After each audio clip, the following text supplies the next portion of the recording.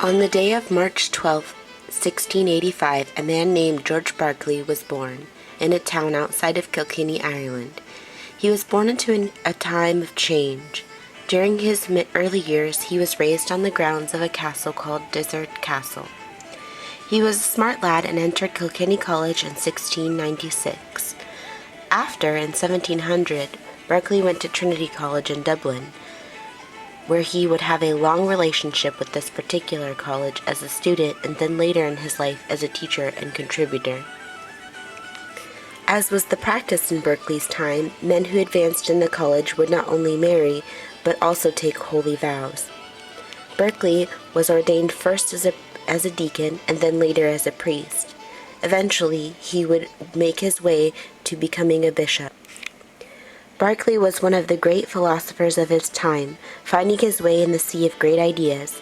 Spending most of his life devoted to education and church, Berkeley passed away in 1753, where he was then taken and buried in the chapel of Christ Church. The late 17th century founded new ideas from such characters as Isaac Newton and John Locke. Their ideas were inspired by earlier great minds such as Galileo, Bacon, and René Descartes.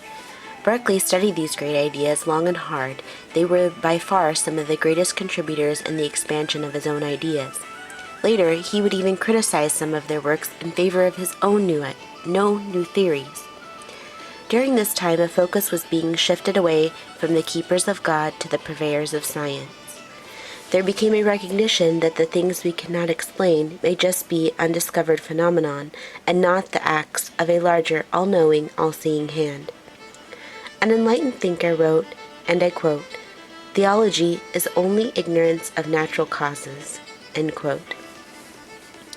Contrary, Berkeley was deeply vested into his works within the church and college. Berkeley's work explored the nature of human limits. Let's take a closer look. Behold an apple, green and smooth. This is what my eyes tell me, for this I know is true. Wait! A change of light? The skin of the apple shows warm orange. Another change of light? Blue? Did the apple change? Are my eyes deceiving me? Had my first encounter with this fruit in an orchard of the setting sun, would I have thought it orange instead of green? Had I lacked a certain set of cones in my eyes, I may not have known the apple was green at all. But no, I know this to be true. I felt the apple cold in my hand, its gravity pulling. It felt heavy. The flesh is crisp. It tastes sweet and sour. So much gathered from my senses, my experiences. Is my external world, gathered through my perceptions, my only actual existence? George Berkeley would have hypothesized that it is so.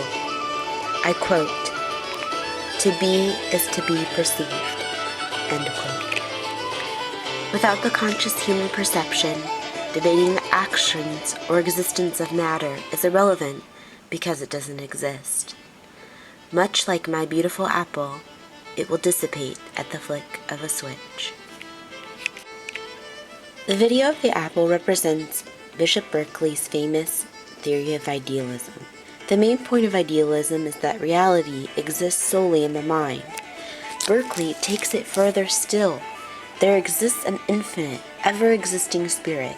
Some call it God.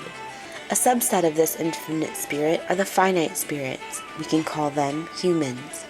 Humans are thereby an existential existence of God, and thereby our experience and perceptions as well. One can surmise that when the mind ceases to function and it can no longer experience life, that the world in itself will dissipate. However, the infinite spirit continues to view and perceive, and thereby all of the realm of perception is not lost. I think of it similarly to a dream within a dream. Would the characters of my dreams debate about their existence, or would they know themselves to be true?